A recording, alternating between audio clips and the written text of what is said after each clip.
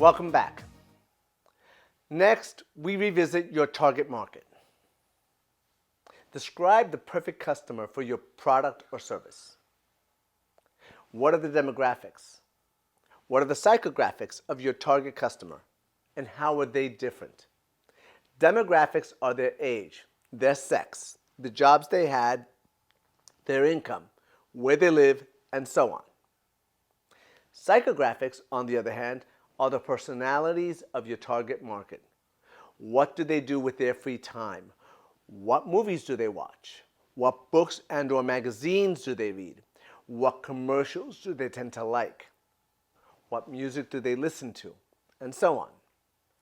Those are all psychographics. The more you understand about your target market, the more you get into their head. The easier it is for you to market to them. And again, if you are your own customer, that tends to help you in so many different ways. For example, if you have a basketball app and you love basketball and you play basketball and you watch basketball all the time, an argument could be made that you would be your own customer. It is not mandatory, but it could be really helpful. Or if you are a sports app developer and a designer, that helps quite a bit. Or if you have people like that on your team, that helps quite a bit. Anything that shows the world you really understand this market. There are many examples of companies knowing their target market. Remember the story of Sam Walton, founder of Walmart? He really learned his customer inside and out. So understanding your target customers, the demographics, and the psychographics is exceedingly helpful for that. For your homework, you're going to come up with the top 3 to 5 features or benefits for your product or service. And there's a question on features and benefits.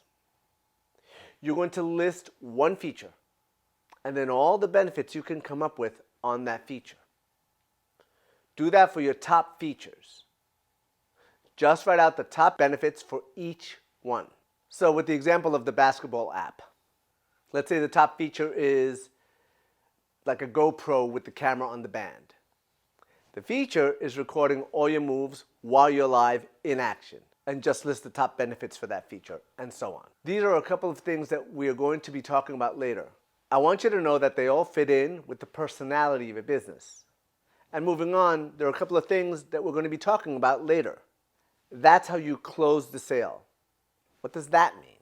Closing a sale. We're going to talk more about it later. But closing a sale is where you get the customer to buy from you. That's called closing. There are a bunch of elements that comprise how you close the sale.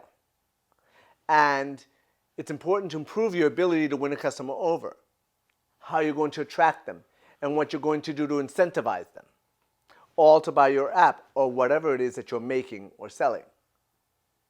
And then how do you dominate the market? That's all part of attracting your target. And we'll continue this in the next segment.